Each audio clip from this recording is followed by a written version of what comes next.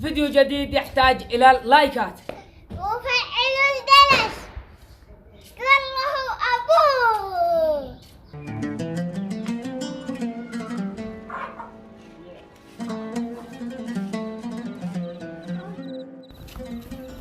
بكم التجار؟ بكم ما اشتريت؟ في من 2000، في من 2005، في من 3000. بكم ما تشتري؟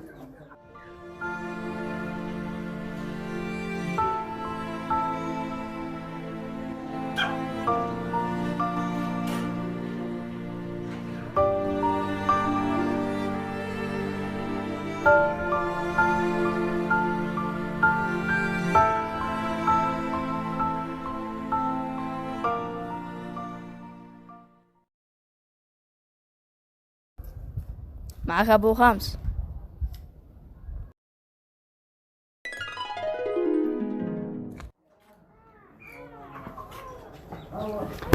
اللهم لك الحمد ولك الشكر.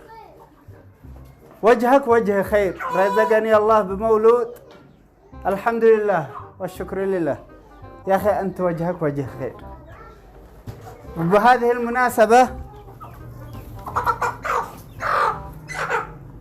المناسبة هذه هدية مني لك.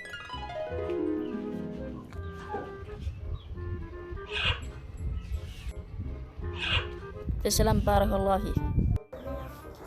ها راح يذبحها لك. تسلم، حتى تذبحها أمي بالبيت. ليش؟ وين أبوك؟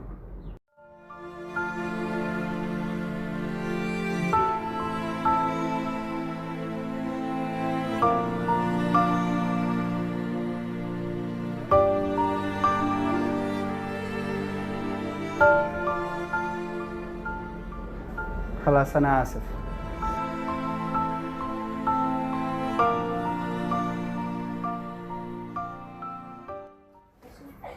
مبروك مبروك يا عم، وبحنا قلت ولا تجابرنا ولا تحاكينا. يا ابني ما بش ولد ولا شيء، بس أنا خطرت لي هذه الفكرة لأني شفته ولد محتاج، ولاحظت عليه إنه ما عنده فلوس يشتري لأسرته دجاجة. أنا لاحظت إنه ما عنده فلوس، وهذا النوع من الناس من الذين لا يسألونهم وتحسبهم أغنياء من التعفف. وأنا اخترعت له هذه القصة عشان أحفظ له كرامته، ما يحسبها أنها صدقة. قدمتها له هدية. اسلم يا عم، بارك الله فيك وكتب الله أجرك يا عم. فاحفظوا ما وجه الفقراء والمحتاجين إذا سألوا، فالناس للناس ما دام الوفاء بهم، والعسر واليسر أوقات لساعات.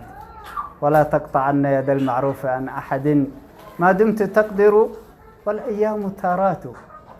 اوه عم انا جاي، صح لسانك يا عم، انا صح بدنك. صح بدنك، الله يحفظك. يلا اكتب زلج يا زبائن. يلا هيا ما اشتيال.